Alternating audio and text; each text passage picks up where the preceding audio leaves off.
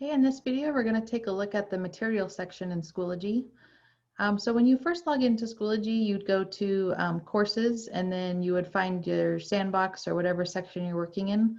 So I'll just do that really quick. So again, that's how I got to this page here. So materials, if you're new to Schoology, it will look very similar to mine where there's nothing populated yet. But this is, again, where you're going to do the bulk of your, the building of your class for your students. So if we go up to add materials, oops, we're going to dive into the rest of these in the next couple of videos, but we're going to just start here with add folder. So Schoology is set up as a folder structure once you get in here and start adding things with folders and subfolders. So if we go to add folder, I'm going to title it, and you'll have to decide how you want to structure this for your students and yourself. So you might have unit 1, unit 2, unit 3. They might be folders based on topics. So you'll want to decide how you structure, because the folders are really going to house all of your content. So before you start putting a lot of content in there, decide how you want that organizational structure to look like. So for this, I'm just going to say unit 1. I can color the folders depending on, if I want each topic to be a certain color. Maybe I kind of come up with a structure that the kids know, okay, everything that's red is a certain thing, or orange.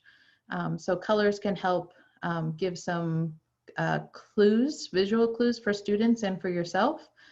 So maybe I'll pick a color just for this one. If you had a description for this unit, if I'm teaching math, maybe this is linear functions, whatever that might be, description. If there's a date that you want it to be published on, you could put a start date. So if you're going to use this unit for the first day of school, maybe you say it's September 3rd and I want to publish on that date. So what's nice about folders is you can start creating content within your courses, but the students won't be able to see it until you publish it.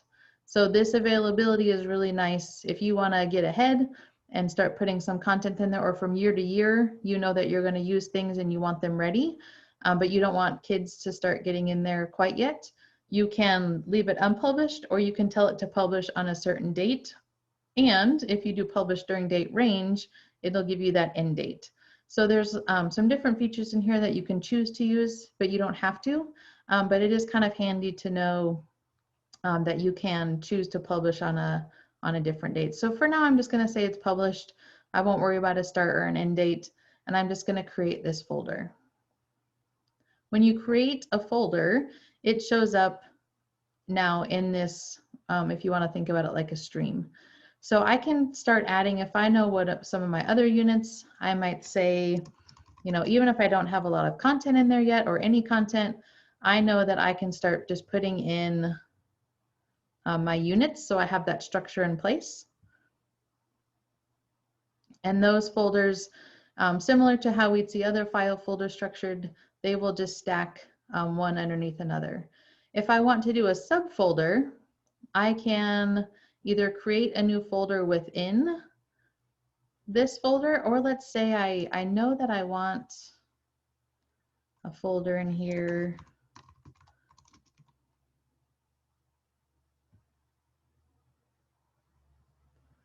So if I do want this as a subfolder to unit 1, but I didn't create it in there, that's okay, because I can move it. So I'm going to take this folder and I can drag it to wherever I want. So if you have content that you're putting in there and you realize, oh, I didn't quite put it in the right place, that's okay. You can drag and drop things around in Schoology. So now I dragged that subfolder 1 up so that it's underneath unit 1. So we still have the overall unit 1 and unit 2 as our big folders, but I know that if I open unit 1, that subfolder is in there as well. So that's how we're going to start adding material. So we're going to ask you to, in your sandbox or in a course that you've started, start adding some folders based on how you want your course to be structured.